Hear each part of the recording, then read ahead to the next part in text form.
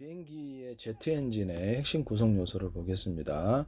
흡입구, 그 다음에 압축기, 컴프레셔, 그 다음에 연소실, 터빈, 배기구의 5단계 순환 구조를 기본으로 하는데, 연소실에서 나온 어떤 그 고온 고압의 이런 그러니까 가스를 터빈이 흡수를 해가지고 회전력으로 바꾸고, 그걸 통해서 공기를 압축해서 연소실에 집어넣는 이런 구조를 갖고 있는데요.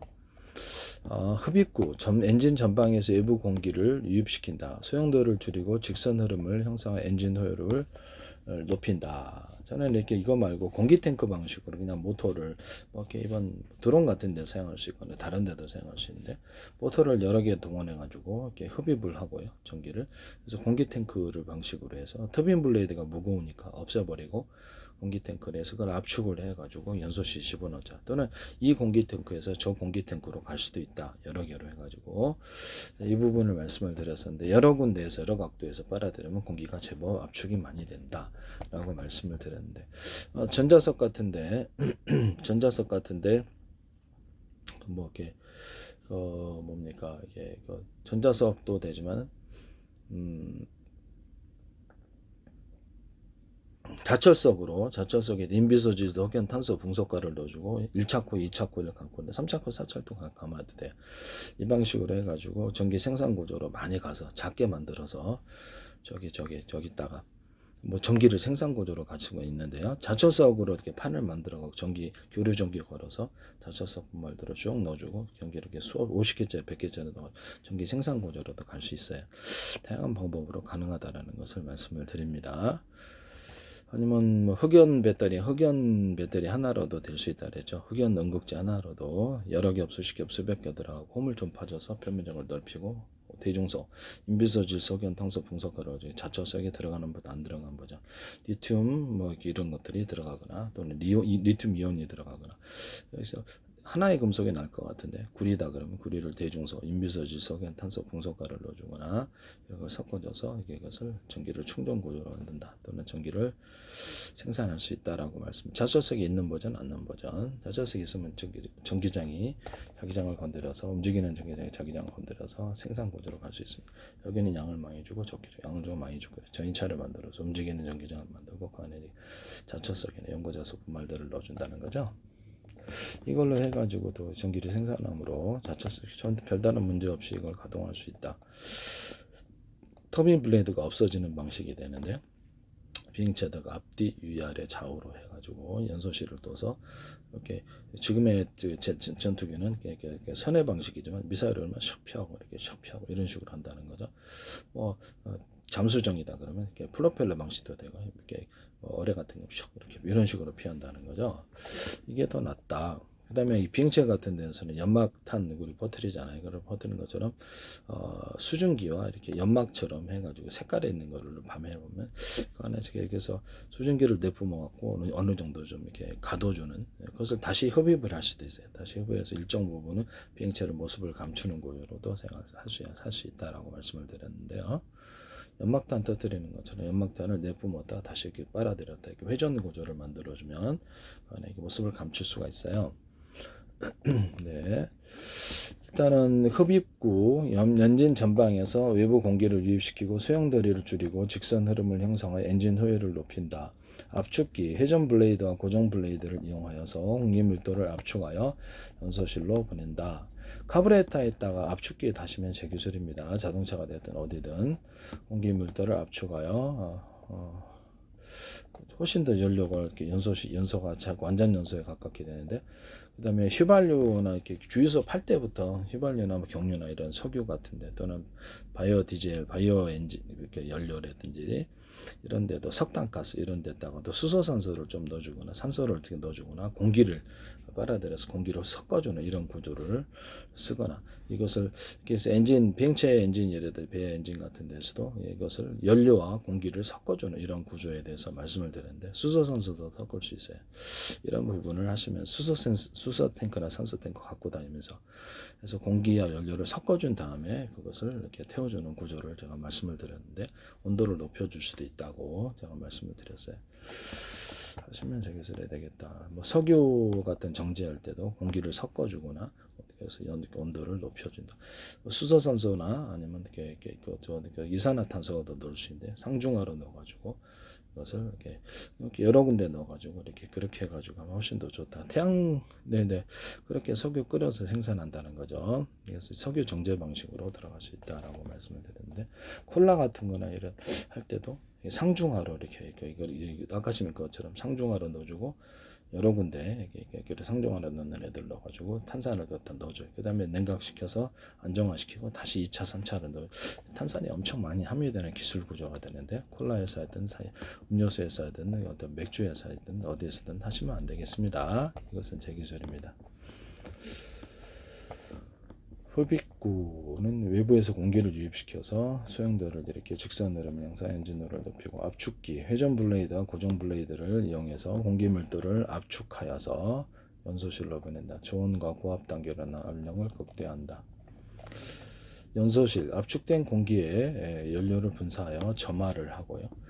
고온 고압의 가스로 폭발시켜서 에너지를 생성한다. 그래서 이렇게 해서 합니다.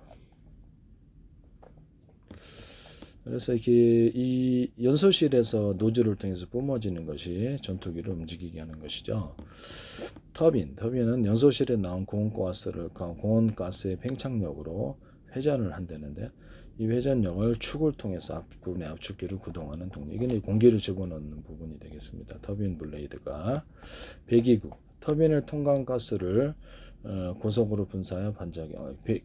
이게는 이거 틀린데요? 연소 터빈을 통과한 가스를 고속.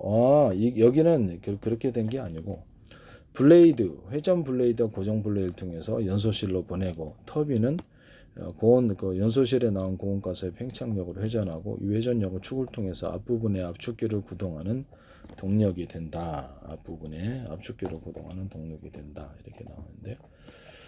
터빈을 통과한 가스를 터빈을 통과해 가지고 고속으로 배기구가 분사를 해서 반작용 힘을 생성한다.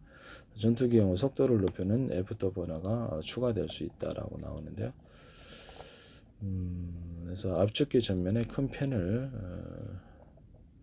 고온과 기압 압력을 견디기 니켈 기반 튜네일 합금, 티타늄 합금, 스틸 등이 주소지로 사용된다라고 나와 있는데요. 자 보시면 이것을 그러면 터빈 블레이드가 여기서 추진력을 만들어냈냐 이렇게 터빈 블레이드가 하면 이건 아니라고 나와 있거든요. 제트 엔진에 쓰이는 터빈 블레이드 자체는 뒤로 내뿜는 추진 구조가 아닙니다 라고 구글에 나와 있습니다. 제트 엔진에 쓰는 터빈 블레이드 뒤로 내뿜는 추진 구조가 아니다. 위치의 흐름으로부터 에너지를 뽑아내서 회전하는 기관이다. 터빈의 역할을 해서 연소실에 나온 고온고압의 가스가 터빈 블레이드를 지나가며 블레이드를 고속으로 회전시키고요. 회전력은 앞쪽에 있는 컴프레셔를 압축기를 구동하는 데 사용한다. 그래서 실제 비행기를 앞으로 밀어내주는 추진력은 터빈이 아니라 추진 방식. 실제 비행기를 보내주는 추진력은 터빈이 아니라 엔진 뒷부분에서 가스를 빠른 속도로 내뿜 노즐에서 발생한다. 전에서 이거를 이게 비행체 무게를 그래서 뒷부분을 가변으로 할 수도 있고 사선으로 이렇게 내뿜은 압축 공기 또는 방식, 프로펠러 방식 이 방식을 해가지고 비행체 무게를 들어 올려주는 이런 구조에 대해서 말씀을 드렸는데 가변도 할 수 있다고 비행체나 배에서도 가능하죠. 무게를 들어 올려주고 진누르니까 들어 올려주고 그래서 이게 어떤 브레이크가 없어 그렇게 마찰력 없이 간다는 거죠. 무게가 마찰력을 일으키니까 이게 들어줌으로써 미끄럽게 공간을 움직이는 기술이 되겠습니다. 배에서도 잠수정에서도 쓸 수 있고요. 가변할 수도 있습니다. 또는 앞에서 내뿜거나 해가지고 초공덩어리처럼 해서 막을 형성해서 움직일 수도 있고 그것이 이 방식이 아니더라도 브레이크로도 잡을 수 있어요. 전투기한테 키트로 달아가지고 그래서 이렇게 공기를 회전해가지고 압축 공기를 내뿜어서도 이렇게 막을 형성할 수도 있습니다. 이게 초공덩어리나 어뢰 같은 데서도 쓸 수 있고 그래 잠수정에서도 쓸 수 있고 하시면 여기서 막을 형성해서 움직이는 기술 이렇게 그래서 마찰력이나 마찰 온도로부터도 마찰 압력으로부터도 보호하는 기술을 씁니다. 이거를 보시면 그래서 그 금속을 이렇게 뭐죠 이렇게 가로 세로 이렇게 연달아서 배치해서 여기다가 텅스텐 분말을 넣어줄 수도 있어요. 금속 자체는. 아니면 여기다 또 다른 경우는 여기 금속이 표면에 있고 이거 저렇게 뭐 저렇게 초가공 좀 강도가 높은 플라스틱이 안에 들어가고 여기다가 텅스텐이나 티타늄 분말 금속과를 넣어줄 수도 있습니다. 이렇게 해서 하실 수도 있는데 목적에 따라 틀리죠. 유리석용 코팅 내사라 유리만큼 넣어서 제조 안에서 압축 공기를 뿜고 밖에서 압축 공기를 뿜어서 마찰 압력으로부터도 보호하는 기술을 사용한다. 이걸 가지고도 이제 상용차나 화물차 같은데 이렇게 장갑차로 만들 수 있다. 기관총이나 유탄 발사기를 자탄 퍼지는 식으로 만드시면 제 기술인데 드론 잡는 데 사용합니다. 하시면 제 기술이 되겠다. 민수용으로 이렇게 대민 다스리는 용으로도 괜찮지 않느냐라는 바퀴까지도 여기서 이렇게 방탄으로 만들어주고 뭐 탈부착이 가능하고 바퀴 같은 거는요. 바퀴를 갈아야 할 때가 있으니까 그렇게 되면 사실상 장갑차다. 굳이 이렇게 차륜용으로 그냥 하면 된다. 이렇게 궤도용으로 하지 않고 이렇게 말씀을 드렸는데 되게 싸게 제작할 수 있다. 바퀴까지 방탄하면 그게 뭐겠죠? 네. 이런 부분을 말씀을 드렸는데 차륜형은 타이어를 사용하고요. 그래서 도로 주행 속도나 연료 효율성, 정비성 요소, 궤도형은 무한 궤도를 사용해서 험지 돌발력과 방어력이 뛰어나다. 이렇게. 그래서 이거를 기반으로 해가지고도 장갑차 만들 수 있다. 싸게. 뭐 승용차나 뭐 장갑차 일반 이렇게 화물차에다가 장착을 해갖고 장갑차 만든다는 거죠. 그럼 엄청 싸게 만들 텐데 몇 천만 원으로도 만들 수 있거든요. 하시면 되겠습니다. 그래도 이렇게 카메라 달아가지고 밖을 내다보지 않고 해서 기관총이나 이런 유탄 발사기를 발사해서 드론을 잡을 수 있어요. 이거 쓰시면 제 기술입니다. 그래서 하나 같은 데서도 쓰지 마세요. 네.